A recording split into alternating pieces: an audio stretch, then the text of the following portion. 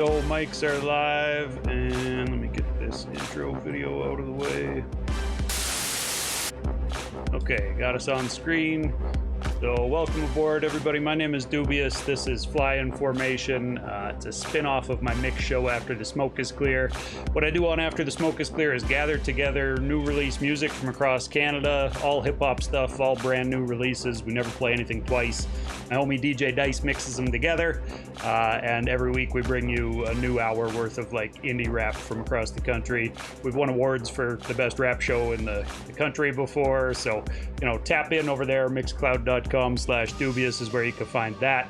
This interview series, I talk to the artists whose music I play on that show, and Shark here is one of those artists, so based out in London, Ontario, and yeah, welcome aboard, man. Good to have you.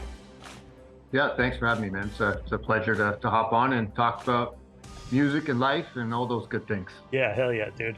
I find just talking to artists is typically pretty easy. People get into talking about the art and it just kind of flows pretty nicely. So, it's a good place to start. You told me you had a new drop, and I've played a couple tracks from it in March, right? The Always Have a Plan B album. Yeah, word. So, can you just kind of give like a, I don't know, synopsis of what people could find on that album if they missed that when it dropped? Yeah, sure. So I'll go back to the beginning of the year. So I was sitting on projects, like multiple, like lots. So I kind of to motivate myself, I dubbed 2024 the year of the Shark, man. So I've been releasing an album every month up until now. So I dropped January, I dropped Out There. February, I dropped The Most Magnificent Game, and the third one was Always Have a Plan B. Yep. Just to kind of clear the deck a little bit. So, because I'm always creating, and at some point the vault gets too full and you have no room for anything else. You got to, like, why am I making it if I'm never going to share it with the world? So yeah, Always Have a Plan B is it's the first of the three that I'm dropping this year that is kind of an Illmatic, bunch of different producers vibe. Okay. The first two were projects with a specific producer. One was with Daz the Beat Junkie. Another one was with a good friend of mine, Jahan. And this one includes, I think there's 8 producers over 11 tracks. So it's pretty much like one producer per track. Right. And it's actually interesting because it was meant to be, a lot of the songs on it were originally meant to be the follow-up to a record I did back in 2022 called A Guide to Finding Yourself in a Lost World. It was supposed to be part 2 of that. But as time went on, some of the songs grew stale to me. I ended up cutting a bunch of things. And I was like, it doesn't match the concept that I originally had for it now with these songs that I have remaining. Right. So I was like, Plan B, it's Plan B. Okay, we're gonna create a more condensed version of it. And I was like, what do I call it? Well, let's call it Always Have a Plan B. Nice. So it features, my favorite tracks that were a part of that series of projects, and a couple others that I created just for it. I'm I think a soulful boom bap guy. I grew up in 90s hip hop with, native tongues and a lot of real political hip hop, Public Enemy, BDP, BDP, Paris, X Clan. I love that stuff. That's what really got me into hip hop. Was the real thinking man's hip hop. So I try to, put my own white suburban dad twist on intelligent hip hop.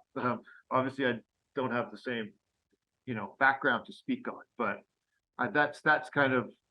Yeah, I mean, that vibe. White suburban dad with the right mentality can fight the power too. If anything, I think there's something maybe to be said for being kind of maybe easier to get into and infiltrate some of those power structures as white men. Like we have that in our benefit that we have that privilege walking around in society. So I think it's important for guys, especially using hip hop like ourselves as our vehicle and platform to elevate some of those ideas. So yeah, man, props for trying to keep things intellectual and maybe trying to keep more message in the music than some artists might or whatever. Yeah, I mean, the rappity rap, rapping about how good I am. It's fun to do here and there. Everybody wants to just kind of chop it up here and there, but you But know, a whole album of that. yeah, it's definitely a part of emceeing, you know, like it's built into the Yeah. culture that there's got to be some braggadocio, that you're supposed to be confident. And, you know, I always say, like, if you don't like your own music best, what the fuck are you doing? Like, you should probably get back in the lab Yeah. and try to make it better until you do like it, at least Exactly. more than most people's music. You know, Well, yeah. That's what I always say. I make music I wish someone else was making, so I make it to fill that void. Hell yeah, man. Right? How would you describe that void? What void is it that you wish more people would make? The kind of more intellectual music like that? Yeah, I mean, like I mean, I created the Sons of Boom Bap. I'm a boom bap head. But I find there's not as much, I mean, especially currently, like there's a lot of really good kind of underground neck snapping stuff out there, but it's all really, really street Right. oriented. You know, and I can't, you know, I like it. I can't relate to it at all. But Sure. I really enjoy it. And I just think, you know, hip hop is such a global culture. There's fans from all walks of life that, you know, why not make music for suburban dads that like some real neck snapping music? Yeah. Hip hop, right? Well, and I think there's a lot of suburban dads who are now dads, but, you know, 15, 20 years ago were guys out there at the clubs and at the shows and really supporting the scene or whatever. And it always confuses me that it's so tough to kind of hook them back into it. You know, it seems like a lot of them kind of lose touch when they go start a family or get this career or that career, and, you know, maybe move for work or whatever else. Life gets in the way and they kind of get away from the culture. But then I find, you know, often 10 years later, they're back and they want to open that door, and they're the guys who you hear saying like, nobody makes the stuff I like anymore or whatever. Exactly. Right. They're still listening to the same stuff they listened to in high school. Yeah. Yeah, Ben. It's like, you know, so I'm trying to give them an option, a current option. Right? Yeah. I hear that, man. Yeah. Props for that. I try not to sound dated at the same time. Like I work very hard at my craft, so I like to think I'm evolving, and, you know, especially with the rise of like lo-fi stuff, like, you know, it's got a whole different vibe to it. So I've kind of adapted some of that into my stuff. Right. To keep it current. Lo-fi is like chill boom bap, as far as I can tell, you know. I'm a pretty chill guy, so yeah. Well, and then there's like this new lane of like drumless boom bap. Like I've been talking to different artists about what we're supposed to even call that stuff, but like, you know, where they're just looping up soul samples and not really like beefing up drums behind it even. But it still feels like boom bap. It's at about the same tempo, right? You know, it is, but I mean, boom bap is in reference to the kick and the snare. So if there's no kick and snare, exactly, you can't rightly call it boom bap. That's exactly where we've come to before talking to different guys. Kaz Mega was like, boom bap is an onomatopoeia, so if there's no kick and snare, it's not boom bap. But like, yeah, but it's not trap and it's not drill, and it's like it's its own thing. It is its own thing, and there's a whole subculture of that music, and there's a lot of artists doing it right now. Yeah. So they almost need their own name for that subculture to identify that this is what you're getting. For real. Yeah. Eventually somebody will tell me what it is. So I'll talk to somebody who's still in their 20s and he'll be like, yeah, man, that music's called this. Until that day, I'll just call it drumless boom bap. I'm not going to name it because I don't have a right to name it. I don't do it. Yeah, no, don't choose the name for it. I just eventually someone will know. You know, the youths will name it. Somebody else will name it. But yeah, man. So, dude, the single that I played from your newest "Always Have a Plan B" was called 36 Million. I think, right? That's I counted the zeros, right? 36 million. Yeah. Yes. So without me pulling out a calculator, is that 10,000 hours or how many minutes is that? Okay. So would you say you've put in your 10,000 hours, the classic 10,000 hours to be a master? I'm way over 10,000 hours at this point. Yeah. I probably hit 10,000 hours when I was 30 and I'm 48 now. Okay. Yeah. So yeah, 30,000 maybe. I don't know. How, I guess maybe talk about the journey, man. Like, how'd you get into the culture, and how has it kind of evolved for you through the years? Like, it's going a long ways back, I know, but it is. It was back in high school. I grew up in Cambridge, Ontario, and there was no hip hop prior to kind of me and my friends that kind of brought it in. But I was introduced to it through my cousin who grew up in Malvern, Scarborough. Okay. So he went to high school with a lot of the guys from Monolith. So he was the same age as me, and we were kind of like brothers from another, right? So I'd go down and spend a couple weeks down there, and we'd go hang out with his buddies, and they'd be ciphering in the stairwells and writing rhymes. And to me, I was like 13 years old. It was like Yeah. mind blowing, right? So I'd come home and I'd start writing little raps, and I'd go down there and I'd kick my raps for all his buddies. And I think I had a knack for it even back then. Um, but that kind of got me hyped up. And then about a year after that, a couple guys moved from Chatham, which is always very Detroit influenced, to Okay. my high school, and they were into hip hop because the Detroit influence. So then it wasn't just me that liked hip hop in my high school. So now I had friends, Yeah. and they had a rap group, and they asked me to be in their rap group, and that was kind of that. I still remember recording our first demo. I had an old beat up record player, so I had the instrumental, and then I had one of those ghetto blasters with the little mic. Okay. The little mic hole in it. So I'd just play the instrumental and I'd rap into the mic of the ghetto blaster to make demos, just so I could show people. I don't know. Is that a step above or below rapping into a pair of headphones? I think it's probably on par. Yeah. Right there. Yeah. Right. But then, we did talent shows and we did a few different local things in high school. But we were the gimmick. We were a gimmick at that point because there was no hip hop scene Right. in Cambridge. There was a bit in Kitchener, which is right next door, and it was kind of college. I actually went to college to be a recording engineer because I'd fallen in love with music. So that was, I wanted to immerse myself. Nice. When I came back, I got connected with a bunch of guys in Kitchener, Pro Logic, Fraction guys, the Beatdown Productions crew, and we put out a compilation, and that's kind of where my real bug for it. And we did a bunch of big shows and toured around, and that's when my first album was made back. It was 1999, and yeah, the rest is history. I've been chasing this dream. So that first little group didn't really make a splash. When would you say the first time that you kind of, got a chance to like go out and do shows for decent crowds and like, got your name out a little bit? Definitely in the talent shows and the little rock and a song at the roller rink were fun, but yeah. It was when the whole Beatdown Productions crew, we did the compilation and I had the solo record, and we made a good name. Like we were doing a lot of stuff in Kitchener. Any artist that came in, like who's back then? Do we Ghetto Concept, Rozelle, Sporty Thieves? That was that's what Kitchener was booking at the time. Cool. Yeah. But we got all of them, and some of them were pretty big. I mean, probably 1,000 capacity, some of the shows we were doing. So that was kind of our first little taste of local stardom. How far out of Toronto is Kitchener? Like a couple hours? It's an hour. Oh, okay. Hour. Yeah. So, yeah. I mean, is there like a real call for artists who are in Kitchener to like try to get the shows in Toronto rather than even playing at home, kind of? I mean, back then it was just you take what you can get. I did a few shows in Toronto, but they were never on scale as the ones we got. Like we were doing stuff at the auditorium, like Ice-T and like pretty big events there. So yeah, I've done open for Nas at Center in the Square in Kitchener, which is a big venue. So that was kind of where we were getting our chops cut, like as far as performing. And that's when I got to do my solo album. I dropped that.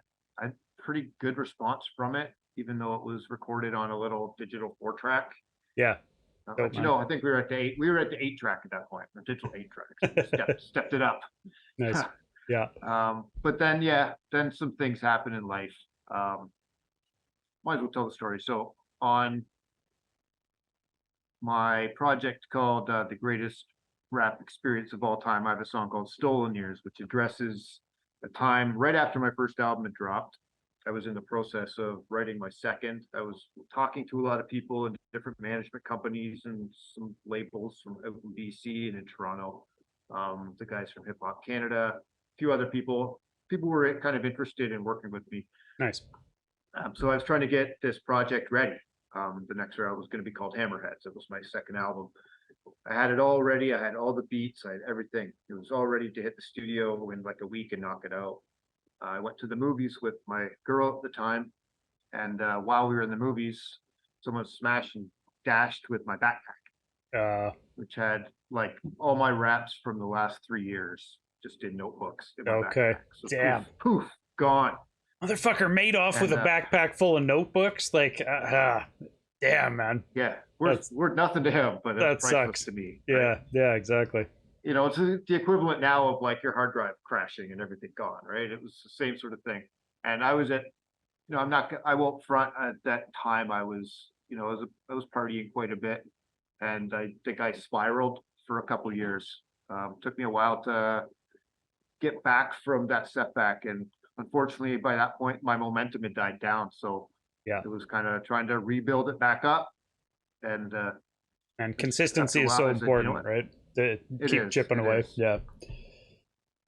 So was it difficult kind of stepping back onto the scene, or how recently have you been kind of back to, you know, making music on a constant basis? Like, it's not, you're super busy this year. Yeah, it's a big change. Like I was, you know, back between 2000 and say 2010, or I'd even say 2015. It was like I would put out a project every 3 or 4 years. Like I'd always be writing, but I didn't have a studio at home. Okay. So it was like, you know, trying to find a studio to record takes time, put it together, release a record. Right. It was like every 3, 4, 5 years I dropped something. Okay. So as a trained engineer now, you're recording your own stuff at home then, I take it? Yeah. Or? Yeah. The best thing I ever did was get a home studio set up. And it's nothing fancy, but I know how to work what I work. All I'm doing is laying vocals, so I don't need too much. I usually will farm out some of the engineering, not because I couldn't do it, just because I don't really like doing it. Fair. I do some of it, but I think there's also something about having 2 sets of ears too involved. Like if it's somebody you trust, especially, you know, like maybe not if you're just sending it off to some rando, but if it's somebody who you trust, and you know a lot of people in the industry, I'm sure. So like, I imagine, who is it that normally does your mixing or mastering for you? I have a few people. The last couple of projects actually were mixed by my cousin, the one who I went and met they'd introduced me to hip hop. He's a very talented producer, and he's kind of a self-trained engineer and master guy. And he's just a brilliant musician. So, and our rapport, obviously, we're basically brothers, right? Because we're the same age. We grew up in hip hop together, and I trust his opinion on music more than anyone. So, nice. Dano, shout out Dano. So yeah, he's done a few projects. I actually have done the last couple just because. That's like Dano Bravo, right? That's his production name or whatever. Yeah, okay. Yeah, seen that around. Yeah. But then 2015 was the last project I dropped that wasn't recorded at home, and then around 2018, I got set up, and I've been dropping. I mean, my discography's grown by like 15 albums in the last 7 years. Damn, man. I've got eight dropping this year just because I'm like, I got to get them out. Like I'm sitting on them. I got. Wait, 8 individual albums? So far we've seen 3 of them? 3. Okay. I've seen 3. The next one will be the S and Shark project. Okay. Coming out fairly soon. We just kind of we got some marketing stuff we're working on and figuring out what we're going to do with merch. Who did the production for that one? It's done. We kind of pooled our resources. We put out a call to the dope producers we know. Dano has some. Smokewell Productions has some. Nice. Daz the Beat Junkie has some. CG from out in Chicago did one. And shouts to Smokewell. That's a name that I don't hear enough. I feel like he put out a project.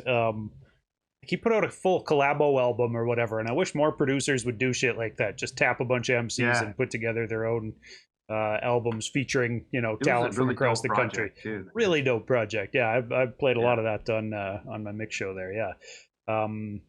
So, dude, one question I like to ask a lot of people, and it'll be interesting because you're like trained in a studio, so I imagine you wouldn't have done that if you didn't really enjoy kind of the studio setting and atmosphere.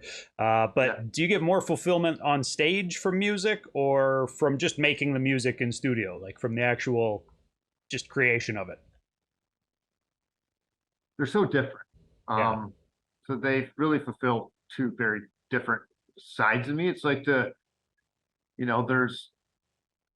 Jesse, who likes the creation part of it. You know, just to sit down with a blank canvas of a beat for me and to create something is pretty magical when it all kind of comes together.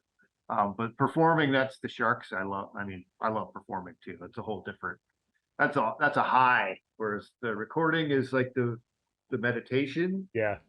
and then the performing of it is the highs. So I love them both.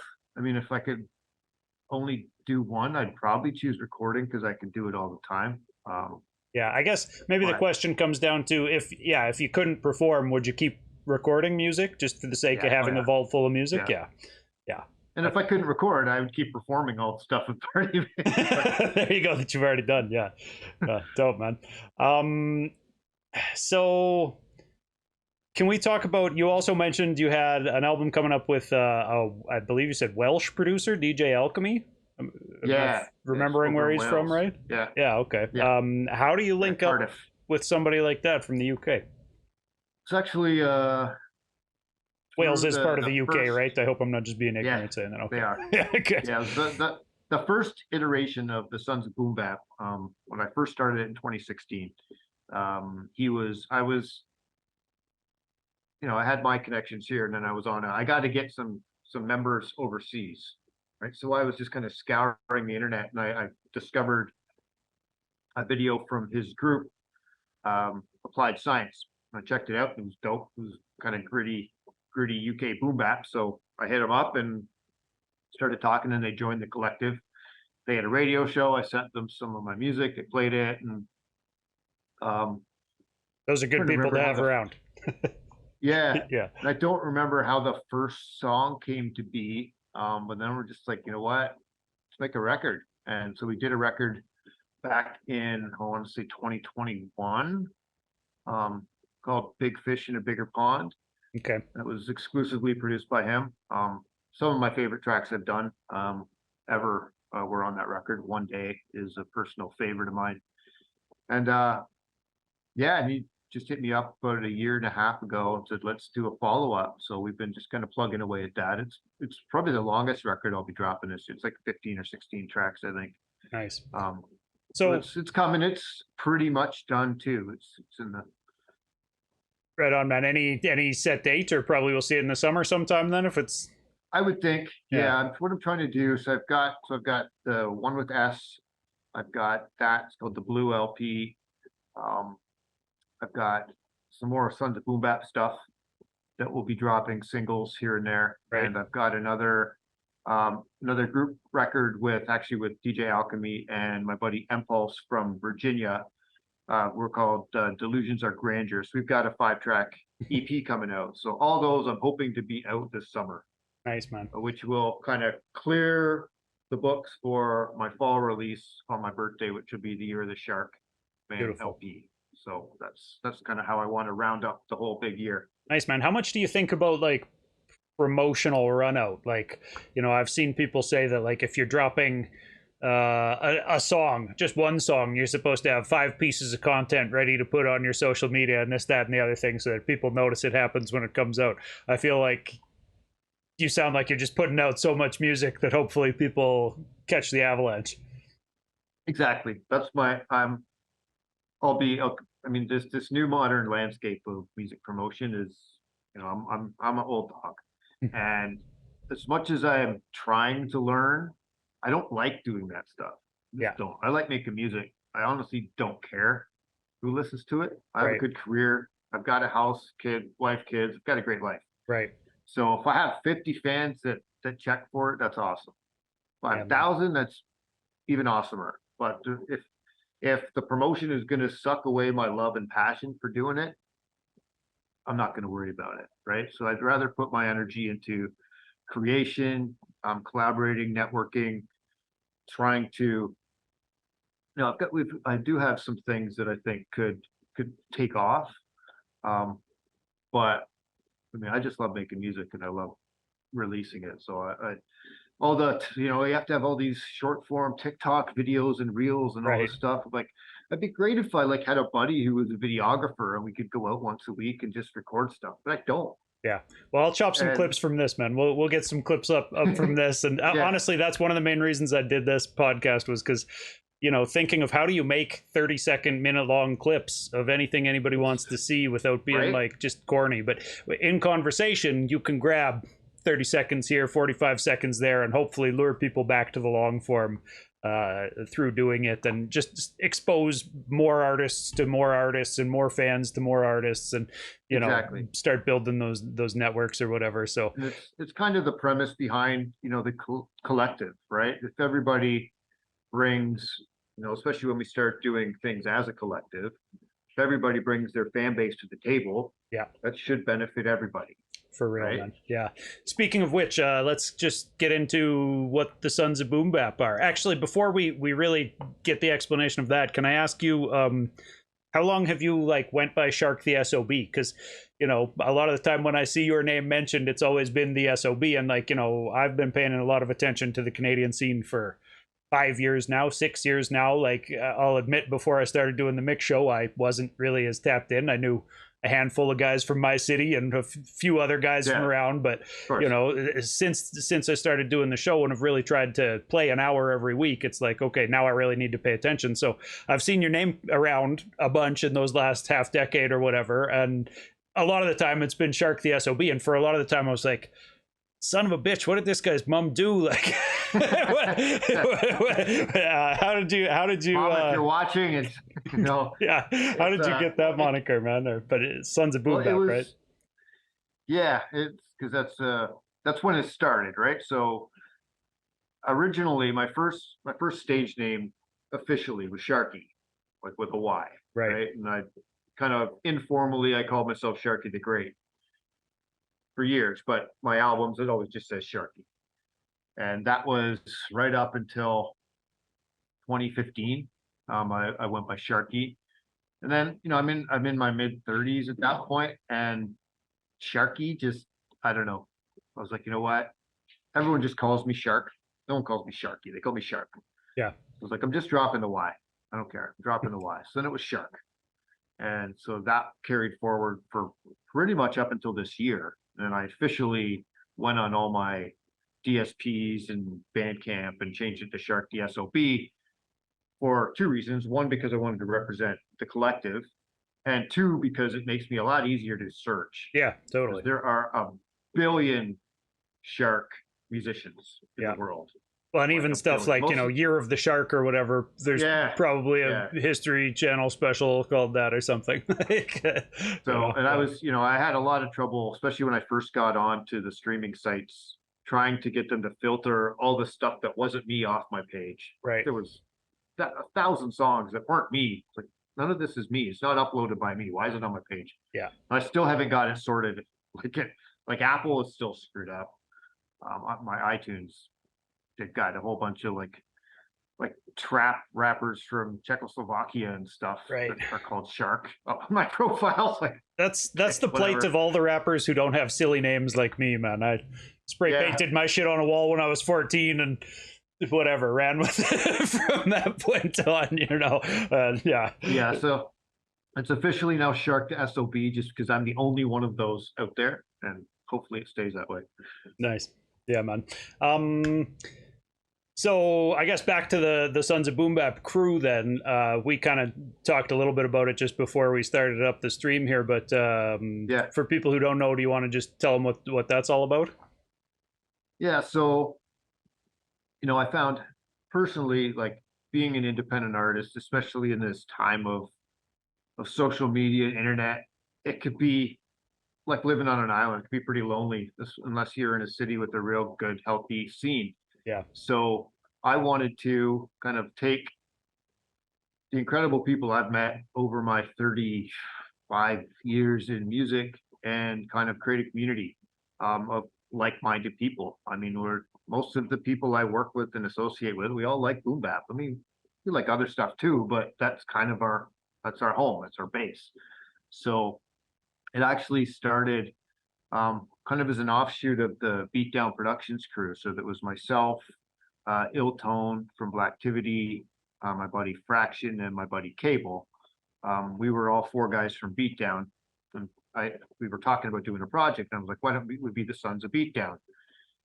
So that was kind of where the first SOB thing came from. And then we worked on a little project, kind of lost steam. Some of the guys had things going on in their life that it wasn't really going to happen. So I was like, you know what? I like the idea. Why don't I just flip it into the Sons of Boom Bap? So I hit up Cable, and the two of us basically started the Sons of Boom Bap, and we started approaching people we knew that were kind of soldiers in the culture, like that were true believers and, you know, understood the elements and the essence of what hip hop really is and supposed to be, and love the culture and the art. So We was just it all started bringing built people around like a together. Facebook group then? Like, is it an online movement? Is it safe to say It is. that? Yeah, I okay. mean, like a lot of us know each other in real life, but Right.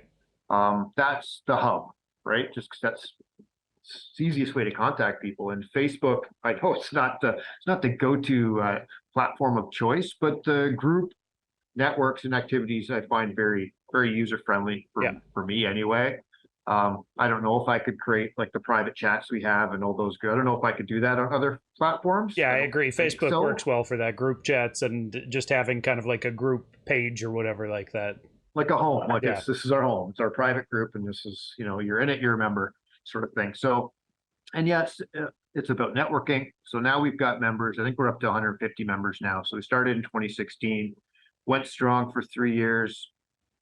COVID hit, life hit. I was dealing with some health issues. I had long COVID and still deal with some stuff. But mostly better now. So kind of starting last year, I was like, you know what, I'm getting more back into music. My business was going well. I had more time to play, Yeah. for lack of a better word. Yeah. So I restarted it up again, and, you know, we got up to 150 members pretty quick.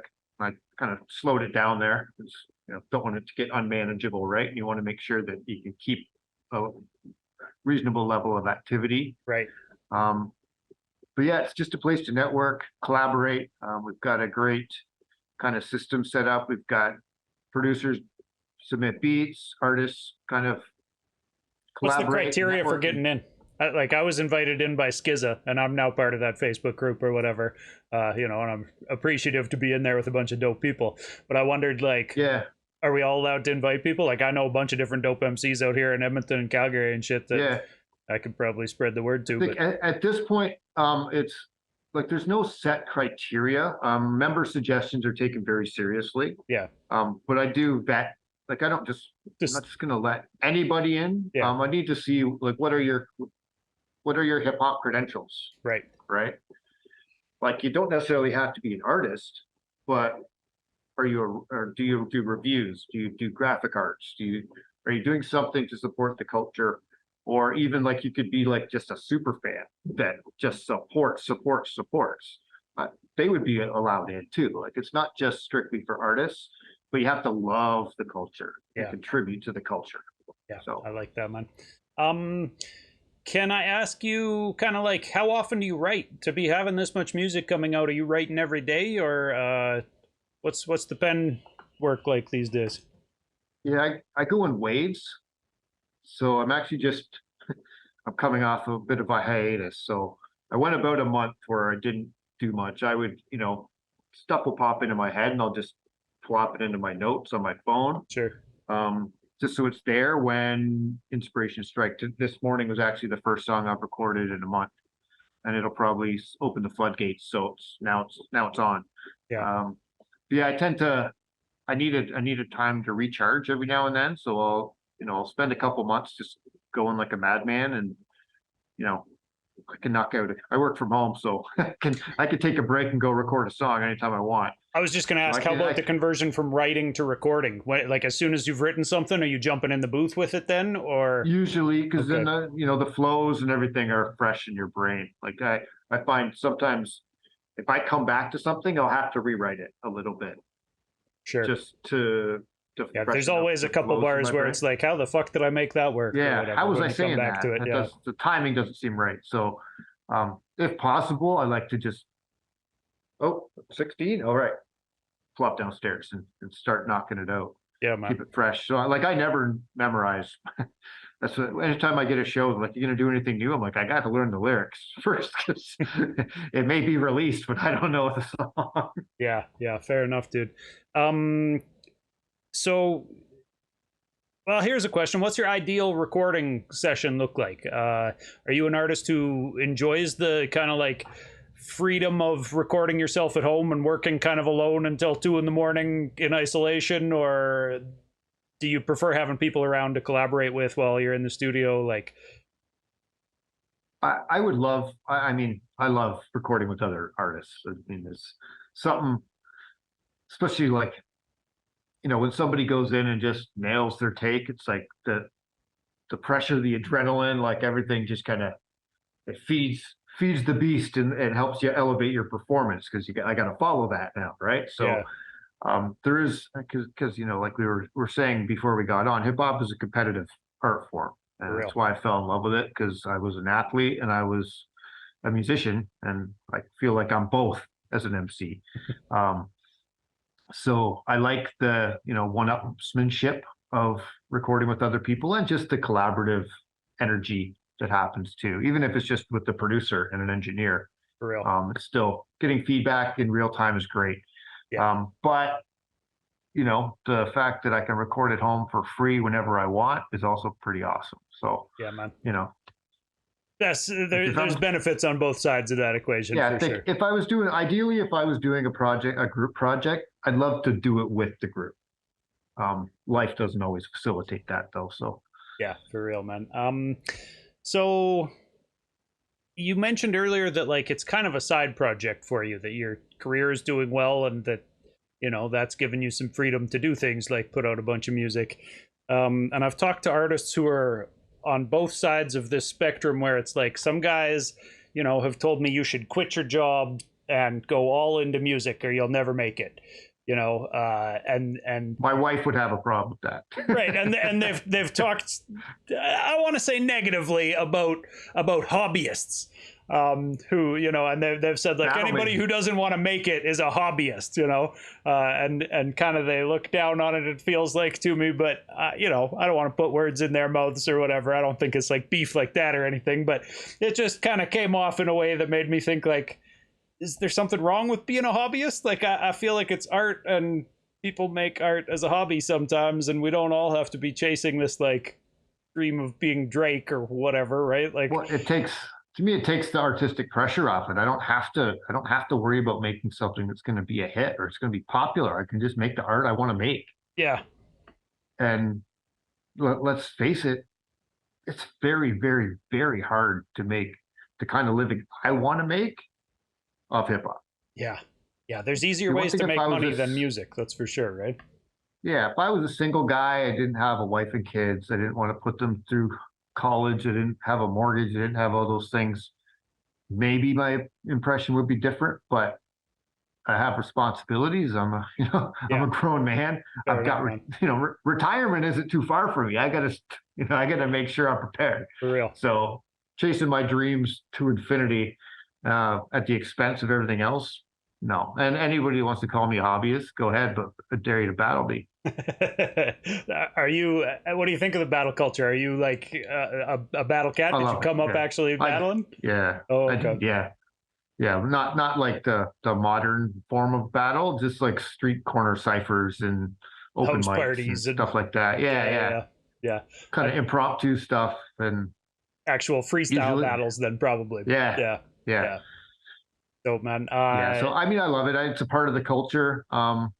I'm not going to speak on the big one that's going on just because I think it's very political and it's all being done for money. I hope everybody stays safe. I don't know. There was a shooting outside of Drake's house. That's all I'll say about that, is that I don't think anybody needs to shoot each other over rap songs. But only thing I'll say about that one, and I posted on Facebook the other day, is what happened to beat selection. In some of the beats that these guys have access to, are the best producers on the planet. and at least half of the entries, I can't even get through the whole song. The beat is just terrible. Come on. All right. Like, I mean, do you here's another question I like asking people. Do you believe in a concept of, and it's kind of about battle rap or whatever, but of a best rapper? Is there a best rapper out there? Like, is there a best rapper alive right now? I mean, my favorite rappers for the last 20 years has been Pharoah Monch. I think he can do things linguistically that no one else can do. Um, some of his flow cadences and some of the choppy stuff he does, he's in a league of his own Yeah. as a skilled MC, in my opinion. So if I had to pick a best rapper, he's who I would say is the best rapper. Fair There's enough. a lot of guys on a close tier to him. Yeah. But I think I would say he could probably do everything everyone else does, but I don't think they can do what he does. Nice. So Fair that's enough. where I would rank it. But it's really subjective. I mean, Yeah. I also really love slow flow rappers, like, and you know, Yep. maybe that's all you like, and then your favorite rapper is Scarface going to be consistently would be in my Oh. top 5, you know? Yeah, And he's love not bass. Mr. Rappity Rap complex syllables or just whatever. Like, It just just speaks the truth, and he tells incredible emotion stories. and OG knowledge and just nice smooth flow, man. So I think because it is competitive art, you kind of have to, like, it's natural to have those conversations, like who's the best, but it's subjective, right? Yeah. Like fair I'm enough. coming at it strictly from a skill standpoint. I don't care about record sales. Yeah. When I'm having the conversation, to me, it's just who can do things that no one else could do. I agree completely, man. The best MC in the culture should not be decided by who's streamed the most or who's sold the most or you know who has the most YouTube hits. That's how you decide who's the like most popular pop artist around. But Yeah, I think like you gotta, back in the day, would we have said MC Hammer was the best rapper alive because he sold the most records? nobody. Yeah, right. No. So you've been mentioning like, you know, a lot of your kind of old school influences. Who have you been listening to lately? Do you tend to listen to the classics still, or are you Sometimes up on new stuff too? I'm pretty up on it. I try to kind of a lot of, I also had a side project a few years ago, a website I created called Crates of Boom Bap, kind of for what we were talking about, for the guys like me that get out of it and get back into it and don't know where to start looking. Right. I tried to create a website for those guys. Right. So it was broken down by region. Like I had a Canadian page, I had the US page. I probably should have had it broke down, but then I had pages for all the countries in Europe, and it was links to all the boom bap artists' Bandcamp pages. Right. So that got me kind of looking around a lot, and I'm like, wow, there's some incredible music out here that I was, as an artist, sometimes you get stuck in your own kind of creative flow. Yeah. A lot of artists tell me they don't listen to anything at all, especially when they're actually writing. You're actively writing, yeah. But I mean, I listened to one guy I've really gotten become a fan of is Norman Sand. He's mastered the whole TikTok thing. Great stuff. But lately I've been listening to. Do you know where he's from, Norman Sand? He's from the US. It's Sand with 2 N's. Sand. It's fun. It's fun rap. It's upbeat. But he's really dope. Like nice. He can sing, he can rap. Recently, what have I listened to? New Maze Overlay record, Bad Seed record, I really liked. Rashid Chappelle's last album was amazing. Hell yeah. Yeah, I mean, there's so much stuff out there. I'm just usually, I'll go down rabbit holes. Like I'll find an artist I like, I'll see who's on their record, I'll check out their record and kind of. So do you listen to one degree of separation? If you hear there's somebody else, locally who's dropping an album, do you normally check that out or? Oh yeah. Okay, yeah. So you're actually tapped into kind of the local underground scenes then too. Yeah, I mean, I'd like to think I consider most of the artists in London and KW friends of mine. Nice. I think I'm kind of like Switzerland in the hip hop community. Yeah. There's always issues going on, but I'm kind of friends with everybody just because I'm too old for any of that stuff. So fair enough, man. Stay out of the drama. I noticed. Yeah. So you've got kind of like I don't know, I want to call it a super crew coming together or something, like I don't know if it's inside the Sons of Boom Bap group, but the Magnificent Six. Can you talk about the Magnificent Six and Yeah. and So, what's happening there? so Mag Six is it's a crew I'm in, started by Iverson Black, used to be known as Skits. Really dope artist out of Toronto. And we did a song, I want to say 2 years ago now, for a project of his. And he invited us on it, and it included my boys Age and Illtone, who is I referenced him from the Beatdown crew. So we've been making music forever, Right. as well as Iverson, and then Mr. D, known mostly as the lead vocalist from the Salads. Really dope kind of punk hip hop band from Toronto back in the early 2000s. Nice. And N.I. Gel from the Pocket Dwellers, who are a more hip hop funk band from Toronto. Okay. So we all are lead vocalists from different kind of parts of the hip hop spectrum, right? So it's a very interesting. Take a look, like when I create a group, or I do this a lot. Yeah. I try to put things together. I'll try to find guys whose styles have similarities, so that they'll like Mobb Deep and Black Moon. Like you want guys whose voices don't sound.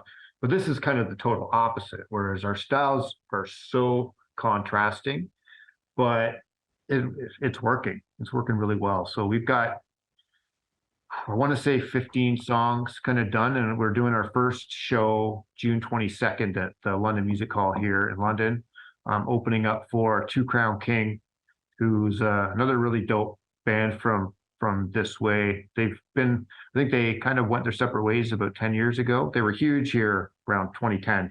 Okay. And then this is their like comeback 10-year reunion sort of show. Nice. And it's going to be packed. So this is Mag Six's first show. And we've had a couple rehearsals, and with two guys our live show. Sorry, with two guys from bands, are you going to do a live band or? We're not, but the staging of it is not going to be what you're used to from hip hop. I'll just say that we're putting our own twist on it. It's going to be very theatrical. You going to have a DJ involved? Yeah. Oh yeah, we have DJ. Along with the 6 MCs. Yeah. Okay. Nice. Yeah. So, how about this question? Do you ever buy music? It puts artists on the spot when I ask them this a little bit, because I don't think that a lot of people do buy music anymore in streaming era. Do you actually come out of pocket and buy music?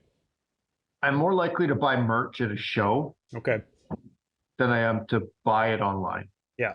So like when I'm out at somebody's release party, I'll support and buy their merch, but I don't play it. Yeah. So that's the issue. I don't have a turntable. I don't have a CD player. Everything is digital now. So like I'll support artists that I respect, and I want to contribute to their art and their passion and their dream. Yeah. But at the same, like I'm not a collector. So typically it's like on the spot. If you got t-shirts or you got CDs or vinyl, I'll buy it at your release party or your show. But I don't very often order it because I don't play it. I can relate to that. Wall of stuff, right? Man, honestly, I can relate to that. Like I'm in a 1-bedroom apartment, just me and my wife, and it's pretty crowded in here with all of our stuff, so like to be trying to stack more vinyl, stack more CDs, like actually buy music that is then just going to sit on a shelf and collect dust while I stream it, because I'm walking, like I'm going to the gym with my phone. I'm not taking a vinyl there or whatever. Right. And life is busy. So unless I'm on a commute or at the gym or whatever, I don't get a ton of time to listen to music, especially in full albums like that. So like I've been making this push, like, we can buy digital music too, right? Like, I appreciate what you said about buying merch. That's a great way to support artists, obviously, if they're coming through town or whatever. But, if I see somebody from Halifax who I know isn't going to come touring through my city, dropping their new shit, I consider trying to buy it just digitally or whatever. And anything I play on after the smoke is clear, I'm buying, 99-cent singles, just because if everybody did that, it would stack up. I mean, it does. So, it does stack up. I'm trying to make the push for like buying music that doesn't need to have packaging and more plastic that'll never fucking biodegrade, and like just sit and collect dust for no real reason other than just like the nostalgia of it. But it's a tough sell to a lot of people. I know, and I almost wish streaming would just go away so that we could just do that exclusively and like really develop like places on our digital storage devices to have like our music collections like organized, and like the streamers do it so well and so conveniently that it's like, dude, I totally hear you. Yeah, man, music nerds who were around before streaming used to spend 20, 40, 60 bucks on CDs on a regular basis, right? And right, and you'd run around and listen to that. So like sometimes I think like I wish Spotify would cost 40 bucks a month and actually pay artists fucking 5 cents a stream or whatever, right? And like even if you had like a limited number for your 40 bucks a month or something, like do we really need to just make all music free for as long as you want to fucking listen to it? Like it seems like we've cheapened the resource to a point where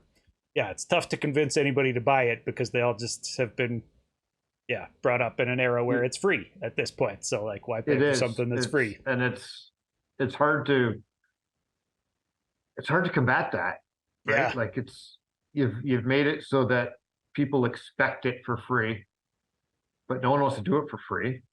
I mean, it's an expensive hobby to get into, especially when you're building. If you're going to build your studio or pay for studio time, pay for promotion, pay for artwork, pay for engineering, pay for all that stuff to make $1 off your streams. Like, it takes, I think, 6 plays to make a cent, and that's only if you get 1,000 plays every month. There's whatever their new rule is. You have to meet some threshold.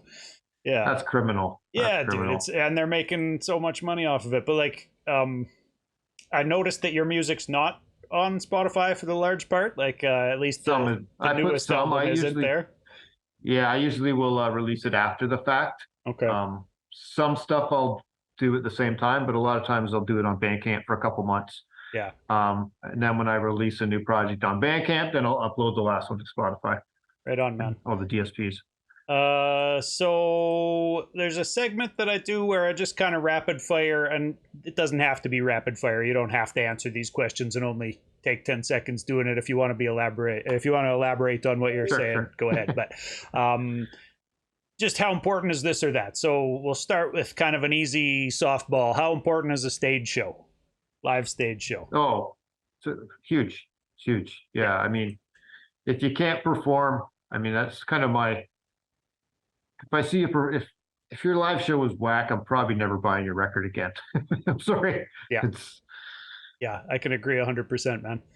How about how important is making music videos in 2024? Do you think music videos matter at this point? Like long form? Yeah. Like horizontal? Full length? Like people used to shoot. I still love them. Right. But like I'm an old guy. So do you actually check out music videos? Because I've talked to a lot of people and they're like, I haven't watched one for a long time, and I have to admit I don't generally, unless it's somebody like a homie who puts one out, and then I'll click it just kind of to support. I still like and it's more theatrical, right? Like a good music video, it's almost like a little, it's like a little movie. Yeah.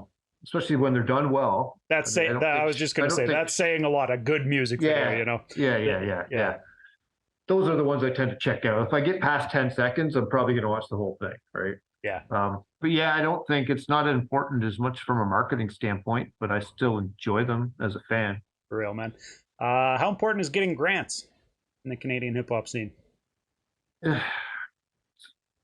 Very important if you can get them. I mean, free money's great. Like the only grant I've ever got was for touring over in Europe. Never mastered the grant writing. I say my biggest weakness as an artist throughout my whole career is my ability to sell myself. I find it daunting, a little cringy. I just, I always have like, I need someone to sell me because I'm not going to do it because it just feels weird to me to like, oh, it's this, he's awesome, he's this. I agree completely, man. I can't do that. I hate, yeah. I made myself business cards so now I can just shake somebody's hand and be like, yeah, there's me. If you want to check that out, go, scan the code on there. It'll take you to my site or whatever. I know I undersell myself all the time, and it's the opposite of what you should be doing. Yeah. Right. But it just feels really cringe to me to like, oh, you got to check me. I'm the greatest thing. Even if, in my head, maybe I think I'm really good. Right. I can't say that to people in networking situations. It's weird. Yeah. Yeah, I appreciated that the NCRA gave me the award so that now when I tell people I do a rap show and they look at me like, yeah, okay, whatever, I can be like, and it was called the best one in Canada, I swear. Like, it happened. It's real. It's official. Yeah, exactly. We kind of touched on this, but how important is it to have a DJ for a stage show? It's huge. Yeah, I mean, running off just I don't even know how you would do it. Just on a laptop, I guess. Yeah, a laptop and a USB stick a lot of the time. It's okay, but I mean, a DJ enables you to improvise, enables you to run it back if you need to run, to really work with the crowd, personalize it. Every show, every crowd is different. So, having a DJ allows you, especially a DJ that you've got a good connection and kind of vibe with, right? It's huge. Yeah. It's huge. Yeah, for real. This one's topical because of what's going on in, current events, hip hop. But how important is being able to write a good diss track? You ever wrote diss tracks for anybody? Oh, I've written lots of diss tracks. I never release them because I'm always waiting for them to diss me first. There you go. Okay, just keep them in pocket. Like, I don't want to be a troublemaker, but that's something I heard KRS-One say he does at one point, was that he has diss tracks for everybody in the industry just in case they jump up or whatever. I don't know if it was real or not, but yeah. I mean, we talked a little earlier about the when my backpack was stolen and I spiraled down for a while. What got me back was because I wasn't really even hanging out with a lot of my musical buddies at the time. That was kind of an era in the early 2000s when there was like text battles online. Okay, yeah. So like you go to chat rooms and yeah. Oh yeah. Oh, I was alive 30 years ago. Yeah. Yeah. Whatever it was. 20 I got years into ago. that. Yeah. I got into that, and I was actually really good at it. And so I mean that's all just writing a disc for somebody, right? That was all it was.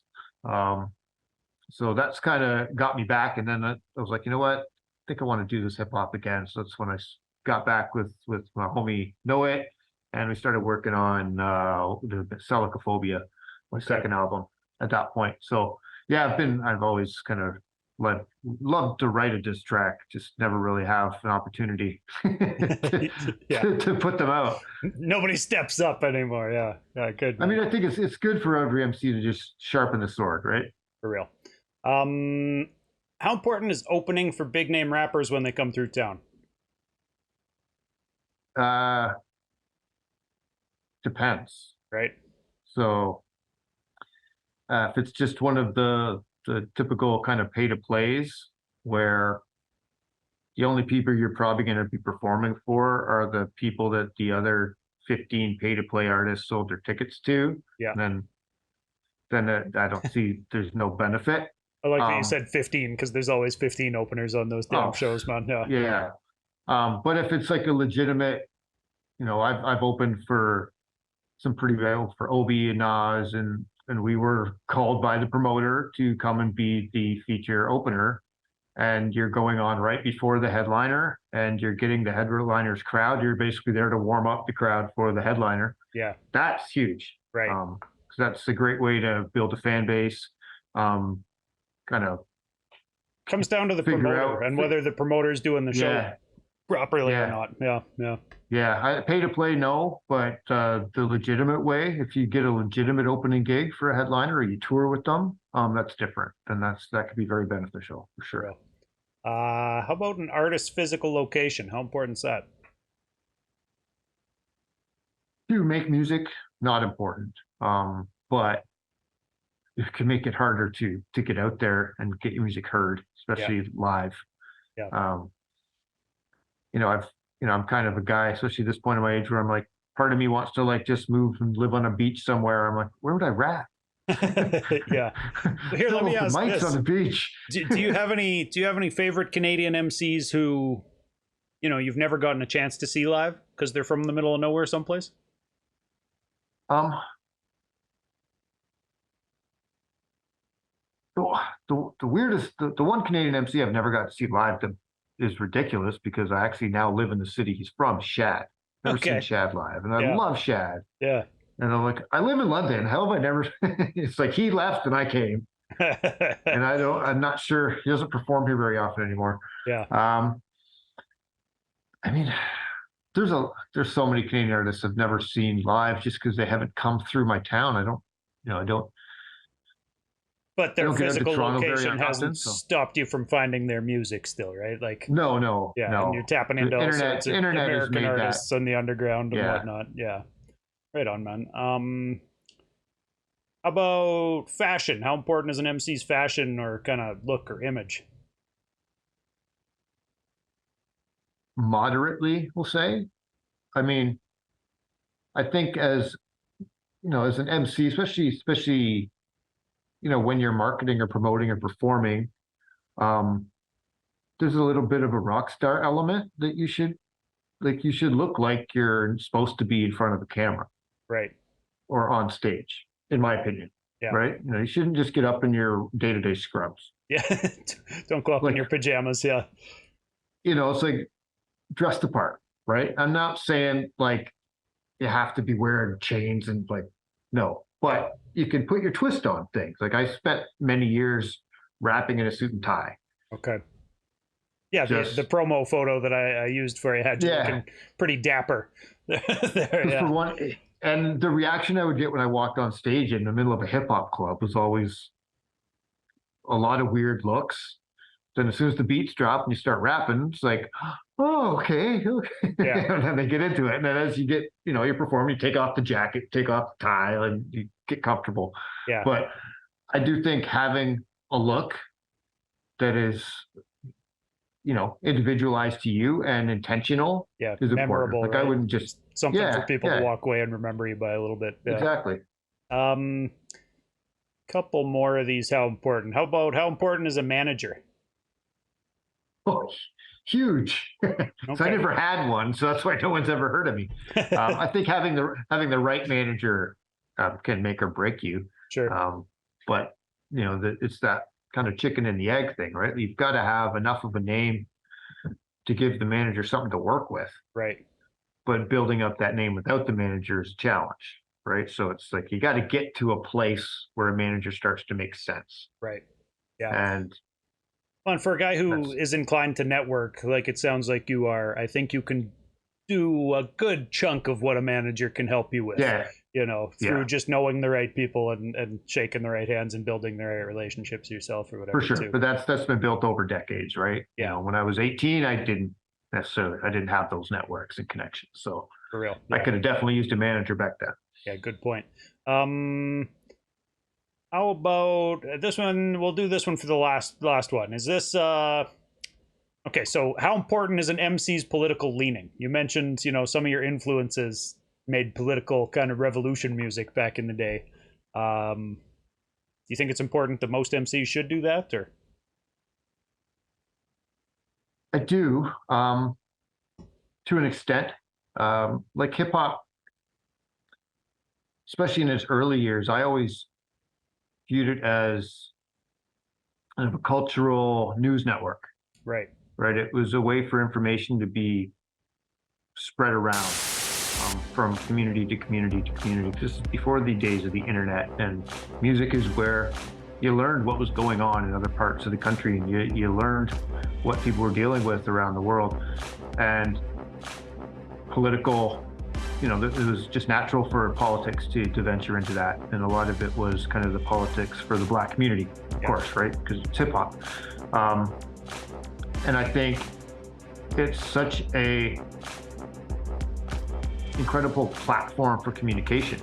It's like there's no other music form where you look at the lyric sheet and it's like 3 pages long. Like, between your intros and your verses and your hooks, you can say so much. Right.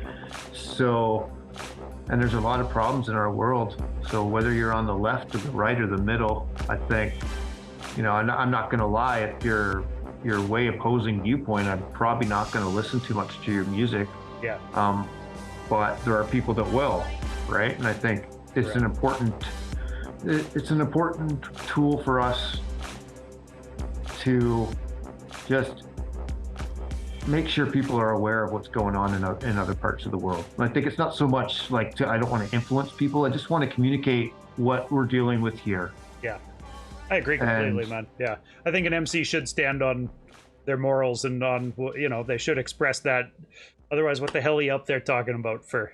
Yeah, an entire set. I try not to be super preachy. Yeah. It's more, I try to do it more like on a factual basis. Like this is what we're dealing with, and this is what we got to get through. Yeah. Rather than you should do this and you should do that. Like, dude, you hit on something that most people wouldn't have asked them that haven't really talked about, but that if you piss off half of the population, like right now, the political split is fucking near 50-50 all the time. Every election you see, it's they win by 1% or whatever, right?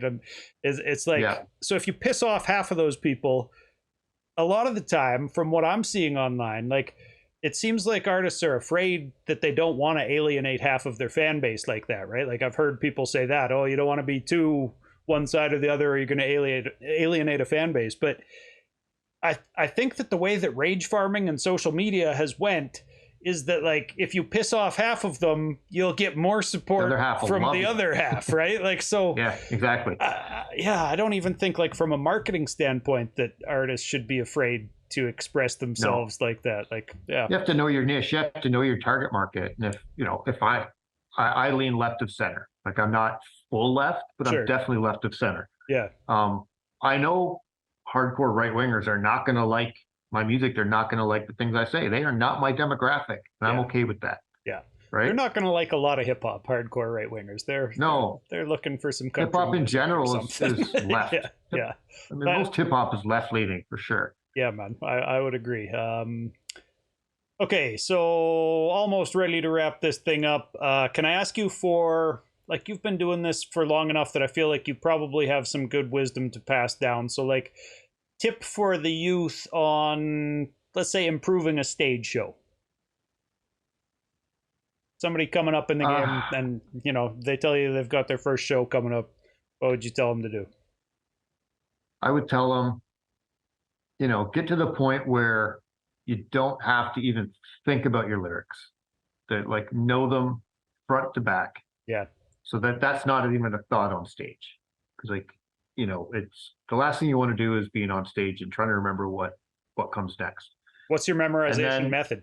Sorry to cut you off, but it's just repetition. Just repetition. Yeah, okay. I'll listen. I'll rap along to the song 10 or 12 times, and then I'll just start going without the beat. Yeah. Or without the lyrics, and I do it till I get it, and then I'll do it another 100 times. Like, it's just repetition. Yeah. Because, like I said, I record right off my phone or notepad, depending on what I was writing on that day. Yeah. So I don't have it memorized when I record. So any of the new music I'm releasing, I don't know the lyrics. Right. If you have to perform it, it'll be rehearsal. Not until it's like, okay, I'm going to add this song to my stage show. Now I've got to learn it. Yeah. Right. So I'd say, do that, because that opens up so many other doors as far as interacting with the crowds and thinking about, that's not choreography, but how use the stage, use call and response. Making sure you're not standing there clammed up looking at your feet trying to remember the lyrics. We've still seen those guys, right? Don't cup the mic, head up, eye contact, don't rap over your vocals.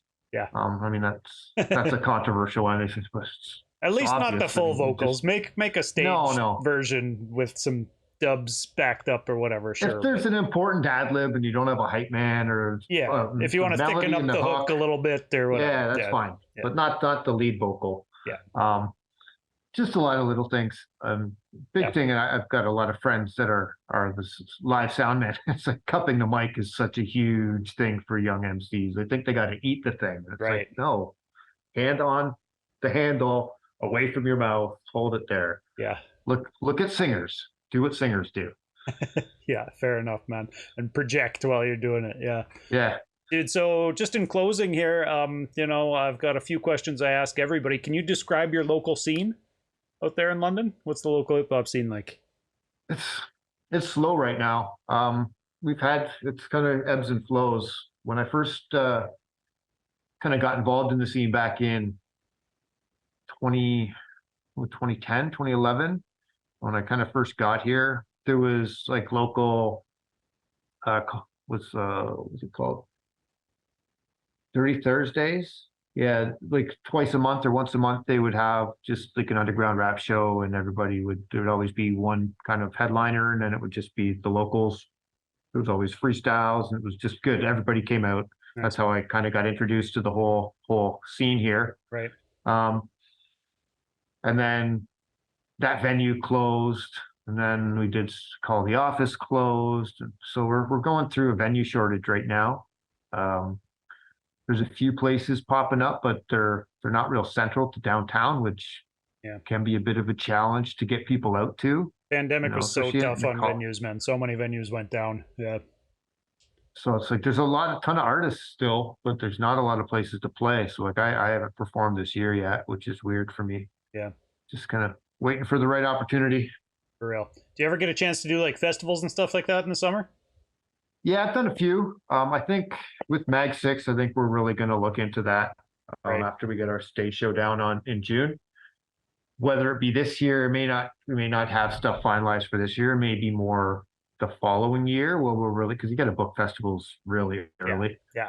So, but I think that'll be something we'll probably look to. I've not done a lot of it on my own just because I'm a cottage guy. So my summers are spent on the beach. Tied up. Yeah. Fair enough. Yeah. Relaxing. Right on. Can you name some other artists who, I should be up on? I asked this question so that I can find other artists to play on after the smoke is clear. So specifically Canadian guys and, from your scene if you can, but whoever you want to shout out, really. Just shouts to other artists people should be checking out. Yeah, I'm just trying to think of who you wouldn't be familiar with. Good luck. I mean, 10 points for anybody who finds artists that I don't know in the Canadian scene, but it's worth asking still. Sometimes people do. I'm trying now. So I get my places of origin confused with SOBs. Like trying to think of where's everybody from. Are you familiar with Adam Walsh? I've recognized the name. I've seen him featured on people's stuff, but I don't really know much about him. Is he out in London? He's in Barrie. Okay. He's one of my favorite MCs from Canada. He's a monster. Dope. So dive into some of his stuff if you haven't. He's a very high level, high level MC. Yeah. Nice, man. Who else is doing it? Oh, there's so many. I know most of them you've heard of for sure. Shout them out anyways. There might be people who listen to this anyways and just don't know. Man, I feel like a lot of people don't know many artists on the Canadian scene. Yeah. You and I are an anomaly that we are tapped in like we are. Yeah, I mean, I'll just run through some of the Sons of Boom Bap homies. I mean, there's S. I'm sure you're familiar with him. I am. B1 the Architect. Yeah. Formerly of Lunchroom Poets, is a monster. Skizza, of course. Yeah. Out that way. Mighty Rhino. Based, Rhino's in Toronto. Then we've got. Oh, there's so many. My brain's blanking here though. Oh, it's all good, man. Well, I almost need to go to the group. It's a member list. Yeah. Where's my member list? Yeah, there's a ton of dope MCs in the Sons of Boom Bap, man. I've been having fun just like listening to all the music that people are putting together, and as the singles are starting to drop, looking forward to hearing more singles. Someone left. We lost a member. Sorry. Well, fuck Mark that Jordan. Guy. No, I don't know who he was. Mark Jordan is he's just starting to release stuff. He's if you like kind of gritty street rap, Mark is about as good as it gets in Canada. One of my real close friends who doesn't drop nearly enough music. Fraction, you familiar with Fraction? He did a record with Fresh Kills, Extra Science years back. Yeah, he's one of the best rappers I've ever heard. He's amazing. Seen him around. Yeah. What else we got? Got a chance to see Done. Fresh Kills last weekend and shake his hand in person or whatever. It was a dope show. Yeah, I know. I got mad at him because I'm like, why are you not in London? You do these tours. He never stops in my town. I'm like, come on, man. Yeah, I think Give they me an flew excuse straight to out get to out. Calgary and then did Calgary Lethbridge Edmonton or something. Flew home. Yeah. Donnie Quest is really dope. Okay, that's a name I don't know. Yeah, he's really dope. Psycho Astronauts, I think, is kind of his little crew True. Okay. that he started. I think his last project is actually called The Psycho Astronaut or something. Dope. He's very good. Lendor, Yeah. another really dope artist. Planning on talking to him soon. We don't have a date hammered out just yet, but yeah. Good friends of mine as well. Moore and Exit. Familiar with those boys? Now, Brandon Moore, he's living out in Australia now. They were kind of London legends when I moved here. Okay. As far as like they put out albums dating back 25 years. One of the best live shows I've ever seen. Are they both Moore and MCs Exit. or is one a producer or something? Yeah, they're both MCs. Okay. Yeah, they're real throwback, fun party rock hip hop. They're really dope. Nice. There's so many. Yeah, the collective is. That's some good names, man. Yeah, stacked with talent, man. I think you'll be putting some people up on some names there. Any plans for shows or tours that we can plug for people to check out coming up? Yeah, only thing we got scheduled right now is the Mag 6 show at London Music Hall, June 22nd. Tickets are available. I think like Ticketmaster, all the places where tickets are sold. It's a pretty big show. Dope. Other than that, I'm probably just going to put my attention on a big release party for the fall. I'll probably do one here in London and then one in KW. Nice, man. What's the best way for people to support you or other artists who they want to show love to? Best way is, the cheapest way is if you follow us, just share, like, and comment. Help us beat the algorithms. Yeah. Because they're set up to make us fail. It seems like it's the truth, unless we pay for ad dollars. Yep. Yeah, it costs you nothing. It takes you 10 seconds to like, comment, and share it. If you feel like spending money, Shark the SOB at Bandcamp is where all my music is available all the time. Beautiful, man. How about social media? Where do you do that most often? Facebook, IG? Yeah, primarily. I have a small TikTok presence, but I'm not hip with it yet. Well, we'll try to increase it. No, I'm still trying to figure out TikTok too. Everything that I do trying to figure it out. Hits 230 views or whatever and then stalls right out. And I post like 3 or 4 times a day with artists from across the country and none of it matters. It's just TikTok doesn't like me. That's all right. I know.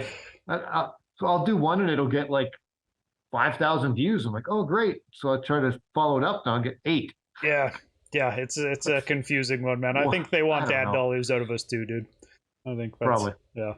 All right, man. Well, this was fun. I enjoyed meeting you and talking with you and kind of just chopping it up about hip hop. Appreciate the time doing this. Same here, Doobyis, man. It's a pleasure to connect finally and actually have a conversation. And I appreciate you having me on and letting me talk my piece. Yeah, man. All right. Well, you have yourself a good night, and we'll wrap things up here. Peace. Sounds good.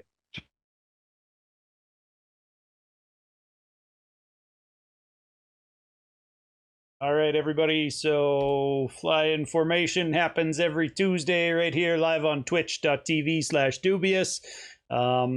If you're looking to listen to these interviews as audio only, the only place you can do that is after the hour of music on every episode of After the Smoke is Clear is one of these different interviews pinned to it. So this interview will be, pinned to an upcoming episode of AtSick over on mixcloud.com/Doobyis. Doobyis.com is the hub for everything that I do.